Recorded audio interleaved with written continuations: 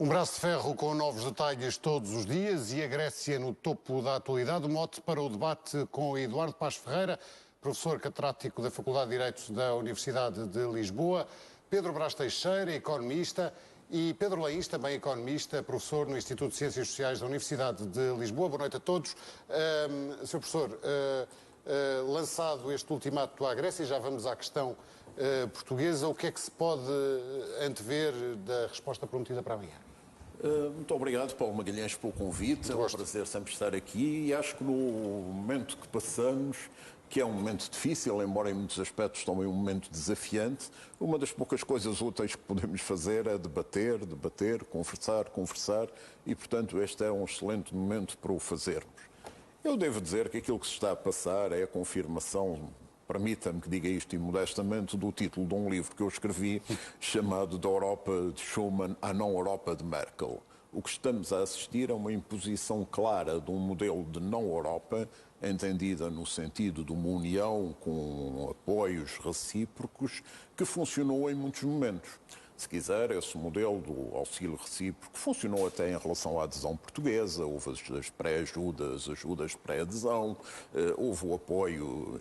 Outra questão é como é que ele foi aproveitado do Fundo Social Europeu, do FEDER, enfim, várias vezes essa generosidade se manifestou. Mas essa generosidade europeia, a expressão mais espetacular que teve foi no apoio que foi dado à Alemanha quando da unificação da Alemanha, em que muitos Estados objetivamente transferiram muito dinheiro para a Alemanha e nunca lhes passou pela cabeça ir pedir a seguir à Alemanha que devolvesse esse dinheiro. Os tempos eram outros. Os tempos eram outros e, sobretudo, havia outra noção. Havia a noção que havia um problema político e social na Alemanha, mais do que um problema económico, mas que exigia intervenção económica. E a Alemanha, claro, já tinha, enfim, em tempos outros, já tinha beneficiado daquele espetacular perdão de dívida. Portanto, é um pouco espantoso ver como é que esta Alemanha não europeia, realmente, porque é o eterno problema de saber se a Alemanha quer estar na Europa ou quer que a Europa seja alemã, e eu diria que cada vez mais se nota que a Europa quer que a Alemanha quer que a Europa seja alemã. A arrogância com que o ministro Schäuble fala é, aliás, assustadora e viola todas as ideias de princípios democráticos que possamos ter. Por exemplo, quando ele diz coisas do género, tenho muita pena do povo grego que elegeu estes irresponsáveis. Por amor de Deus, quer dizer, o que é que ele tem a ver com as escolhas do povo grego? É que isto lembra um pouco uma conversa que estava a fazer há pouco. As escolhas, desculpe interromper, mas as escolhas do povo grego dizem respeito a toda a Europa. Não, peço desculpa, a escolha eleitoral diz respeito exclusivamente ao povo grego. Até o momento em que tínhamos uma união política, que viéssemos a ter, não me parece muito provável, claro está, com a evolução. Agora, os povos podem escolher legitimamente. E há aqui um problema, que é, ouvi por aí dizer, já não me lembro se a Ministra das Finanças ou se o Presidente da República, que apesar de tudo me pareceu hoje um pouco mais calmo, embora persistindo no erro de que Portugal transferiu milhões para a Grécia, que é uma coisa que está demonstrada claramente em vários jornais. Portanto, ele, quando nos manda ler relatórios, talvez se pudesse dar ao trabalho de ler, por exemplo, o Jornal de Negócios, onde isso está claramente demonstrado que não é assim. Mas ouvi dizer que os gregos não podem fazer o que quiserem sem levar em conta os outros Estados. E eu pergunto, e os outros Estados podem fazer o que querem sem levar em conta o que a Grécia quer? É um problema complicado. Sendo que neste uma divisão política e a solução à vista, concorda, Sr. Professor, sendo que a curto prazo nós temos o que sabemos é que a Grécia não quer a Troika nem prolongar o programa de ajustamento e o Eurogrupo e a Comissão Europeia querem. Certo. É aqui um David e Golias, sendo que... Se me permite, Paulo Magalhães, vou já à sua pergunta, mas há dois pontos que eu queria referir que foram aqui focados. Um é o que o Pedro Leís levantou sobre os empréstimos que foram feitos à Grécia. Eu não sei se é visível este gráfico, mas é um gráfico muito interessante que, enfim, duvido que se consiga ver, mas é um gráfico... Consegue. Se mostrar mais um bocadinho, Sr. Professor. Mostro eu aqui, se calhar. Ótimo. Este gráfico, o que mostra de extraordinário é que, de facto, a generalidade do dinheiro que foi emprestado à Grécia destinou-se a pagar juros, reembolso da dívida, operações sobre a dívida, reembolsos ao Fundo Monetário Internacional, recapitalização dos bancos gregos, e apenas uma pequeníssima proporção é que se destinou aos gastos primários, à utilização em funções sociais, estas coisas assim. A outra coisa que queria notar em relação à afirmação do Pedro Brás Teixeira é que dizer que a Grécia entrou a hostilizar, claro que há várias perspectivas sobre isto, mas vou-me permitir lembrar-lhe que o Varoufakis e o Tsipras fizeram autênticas operações de charme pela Europa. No caso do Varoufakis, aliás, com enorme sucesso junto do público, ao que parece especialmente do feminino, como sabemos, houve até aquela entusiasmada declaração da deputada Isabel Moreira, mas foi um fenómeno generalizado em todos os países. E houve muitos políticos que os receberam de forma extremamente calorosa. A começar pela Sra. Lagarde, que é certo que é uma pessoa que nunca sabe bem o que pensa. Mas houve outro lado também. Houve, mas quer dizer, não se pode dizer que as tenham ido hostilizar quando eles, por exemplo, foram à Itália e o Renzi declarou claramente que tinham a mesma perspectiva, não à austeridade, sim ao crescimento. As conversações com o ministro francês, não com o presidente francês, houve unanimidade que é outra no figura. Eurogrupo. Certo, houve, porque, por visto, estes países são cobardes. Ou seja, quando a voz do dono diz uma coisa, eles não são capazes de dizer outra. Mas hoje houve uma declaração, aliás, extremamente importante e que ainda não foi aqui referida, não sei como, que é a declaração do Juncker, que eu diria era, em qualquer horizonte de razoabilidade, o fim desta história toda. Como sabem, o Juncker hoje disse expressamente: pecamos contra a dignidade da Grécia, de Portugal e, por vezes, da Irlanda. Pecamos contra a dignidade. Temos que aprender com os erros do passado. E depois disse, em relação à Grécia, nem sequer era discutida na Comissão, porque a Comissão fazia uma confiança cega na Troika. Quanto à Troika, evidentemente que ela tem falta de democracia. E evidentemente que não se pode falar a um funcionário, por mais alto que seja, de uma organização internacional, a falar com o ministro ou com o primeiro-ministro. Tem que ser um comissário ou o presidente da Comissão. Isto foi dito hoje pelo Juncker, foi uma das grandes declarações de um dia, que foi pródigo. Aqui já se viram várias, Mas não temos em cima da mesa não temos um ultimato feito à Grécia. Temos um ultimato, é evidente que este... E porquê? Porque é um dos dramas que tem revelado a social... Estamos a falar de governos que basicamente são governos social-democratas. Alguns em coligação, como por exemplo a Áustria, que foi outro país que expressamente manifestou grande simpatia pela Grécia, ou a própria Irlanda.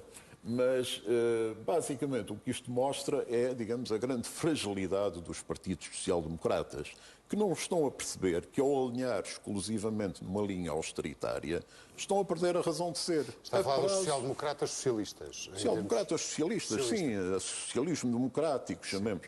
Enfim, de facto, desculpe lá, mas é um pouco difícil falar de socialistas pensando em alguns destes governos, porque, aliás, é interessante vermos o que se passou na França ontem, por exemplo, com aquela decisão de tirar do Parlamento um diploma de liberalização da economia que o governo percebeu que ia ser chumbado e, portanto, fê-lo aprovar por decreto presidencial, que é uma prática raríssima em França e contra a Constituição francesa.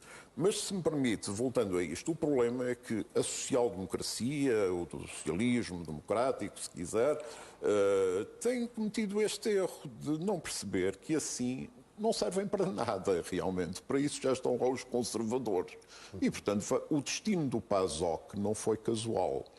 E já agora deixe-me dizer, a propósito do PASOK, que há que prestar homenagem ao Jorge Papandreou, que, primeiro, foi o homem que teve a coragem de mostrar como estavam as contas gregas. Segundo, cometeu o pecado que o vitimou de pretender fazer um referendo na Grécia. E já nessa altura era visível o que era a democracia. Mas nós hoje tivemos declarações para todos os gostos, como já vimos aqui. E uma outra muito interessante foi do presidente da Islândia, que foi à Espanha e disse: sabem porquê que nós recuperamos? Porque não aceitamos os conselhos da Comissão Europeia para fazermos austeridade. E, de facto, a Islândia, como sabe, é um caso de sucesso. E disse mais ainda, se me permite. Não nos podemos esquecer que numa mão estão os interesses económicos e noutra mão está a democracia. E é bom que essa confusão acabasse, era bom. Quanto à possibilidade, no fundo, de haver sucesso ou não, enfim, a futurologia é sempre uma ciência difícil, eu diria que há, de facto, todas as razões para que haja um acordo, até, digamos, uma entidade tão insuspeita como a agência de rating Fitch diz que há fortes incentivos a que se chegue a acordo. A Inglaterra tem feito uma grande pressão, os Estados Unidos, etc. Portanto, digamos, toda a lógica económica conduziria no sentido do acordo. E, professor Passos Ferreira, se juntarmos a esta narrativa o facto, a narrativa da cigarra e da formiga, ou do conto para crianças, o facto de Portugal, como virmos, ser apresentado como alguém que cumpriu e que está a beneficiar disso mesmo. Por oposição aos gregos que não o fizeram. Paulo Magalhães, entendamos, a não ser quem esteja cego ideologicamente, alguém pode pensar que Portugal está bem com o índice de miséria que tem. Não somos a Grécia. Olha, sabe, é curioso, havia um velho slogan na oposição democrática antes de 25 de Abril, que era atrás de nós só a Grécia. Agora estamos mais ou menos na mesma. Consideramos que estamos num estado fantástico, que é contrariado todos os dias pelo espetáculo de miséria, pelo espetáculo de depressão, por uma economia que não tem qualquer saída, pela total destruição do aparelho produtivo nacional, através das privatizações e não só. Ainda hoje, se não estou em erro, foi anunciado que mais um banco vai passar para o controle estrangeiro, e não vai passar só ele, porque a seguir vai ser comprado o novo banco BES, e, portanto, daqui a pouco resta, enquanto não for privatizada, a Caixa Geral de Depósitos, porque tudo o resto passa para a órbita estrangeira. Agora, estamos a criar uma situação. Eu estou muito de acordo com o Pedro Leins, que as pessoas não vão alterar as ideias. Eu aqui há um mês, talvez, não sei bem, assisti a uma conferência interessantíssima do Mário Monti, em que ele explicava a dificuldade de demonstrar, de desmontar ideias erradas. E explicava porquê. Porque vivemos numa sociedade que recebe mensagens muito rápidas. E, portanto, dizer uma coisa destas, têm que cumprir aquilo a que se obrigaram, é muito fácil. A demonstração de que isso tem muitas nuances e muitas variáveis é muito longa. O Monti usava o argumento de os imigrantes destroem o trabalho. Pronto, isto é uma frase que entra logo nas pessoas. A explicação de porque é que os imigrantes são benéficos à economia, porque é que não destroem, é muito complicada. E aqui estamos um pouco no meio das coisas. Agora, se esta diferença de ideias for tão forte, aquilo que está em causa realmente é a permanência da União Europeia. Porque a União Europeia pressupõe o entendimento entre um conjunto de valores. Como dizia o Presidente da República, a Grécia não pode tomar decisões sozinha. Pois, e como dizia o Presidente, o recém-eleito Presidente da Grécia, aliás, da nova democracia, portanto um conservador, temos que voltar aos princípios dos pais fundadores. E, de facto, havia aí uma grande unanimidade, que foi também reforçada pelo ambiente de Guerra Fria, e, portanto, criou-se uma espécie de uma união assente em valores democráticos contra os valores totalitários. Agora, a seguir, a Europa não soube como lidar com nada disto. Não soube como deixar de ser um clube de ricos, não soube como alargar a leste, não soube como não hostilizar a Rússia. Há uma série de passos que passou-se a gerir isto no cotidiano. E depois há coisas complicadas, porque, por exemplo, quando se diz que a Grécia vai ser forçada a sair do euro, eu diria que o problema é que a Grécia não pode ser forçada a sair do euro. É um problema, se quiserem, eu aqui assumo uma posição puramente jurídica. É um problema legal, sim, dos tratados. Sim. Não há previsão de expulsão.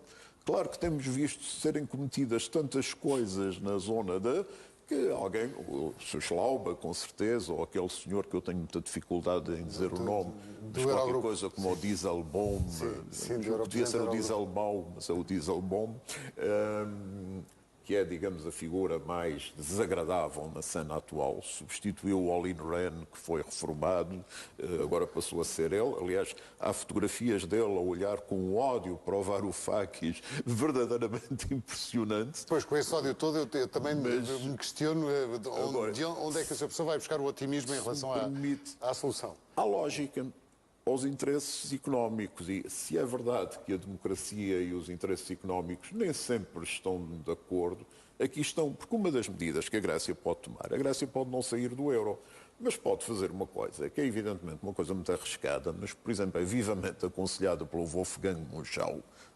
curiosamente um alemão, mas provavelmente o único keynesiano alemão, e que sugere à Grécia uma operação que é esta. A Grécia cria uma segunda moeda, uma moeda interna, uma espécie de títulos de dívida que podem circular para certas finalidades, com a qual paga os funcionários, paga as pensões, etc. Mantém o euro, mas faz o default. não paga aos credores, designadamente aos credores institucionais. Estamos a entrar num jogo arriscadíssimo, como é evidente, mas podem-se passar coisas tão perigosas. E depois, claro, aquilo que muita gente diz, que de alguma forma a Grécia faz chantagem, dizendo que se saírem cai o euro, não deixa de ser verdade. Quer dizer, a seguir instala-se um ambiente de desconfiança. Há Não é? bocado o falava de que este problema era sobretudo um problema político. É possível politicamente, não só os alemães, mas os portugueses, os espanhóis, engolirem o que disseram até agora a propósito da Grécia, o conto para as crianças, a cigarra e a formiga, etc., e haver uma alteração na praxis em relação à Grécia? Bem, obviamente que a dificuldade que coloca existe, que se avançou demais na agressividade ou... Porque falava-se há bocado em não perder a face, Sim, é possível? e, por exemplo, o governo português foi o governo mais desagradável a reagir à vitória do Syriza, quer dizer, enquanto que até o alemão foi o mais acordado. Nós temos sempre esta coisa. Em Portugal, apesar de tudo, como é que é dizer? Bom, por um lado, haverá eleições, e esse é um dos temores já vimos, tal como em Espanha, e gostava de dizer que o Partido Socialista Português, apesar de todas as indefinições, por exemplo, o Dr. António Costa, nesta matéria, foi bastante claro em que, por exemplo, estava disponível para assinar aquela carta a pedir uma mudança de posição em relação à Grécia, que foi assinada, de resto, pelo Presidente do Partido, Carlos César, e pelo Presidente do Grupo Parlamentar, Ferro Rodrigues. Ora bem, portanto, as coisas vão mudar. Estes governos não são eternos, embora acreditem na sua eternidade. Talvez o alemão seja mais eterno, porque aí vemos, cá está a social-democracia alemã, digamos, a atuar bastante em conformidade. Agora, é verdade uma coisa que tem sido denunciada, por exemplo, pelo Papa, que é que quem manda no mundo são os mercados financeiros. E se for do interesse dos mercados financeiros, como julgo que haja um acordo razoável, toda a gente engolirá o que disse. Bom, ficamos à espera a ver se o interesse, se o mundo e se a Europa ouve o interesse dos mercados financeiros.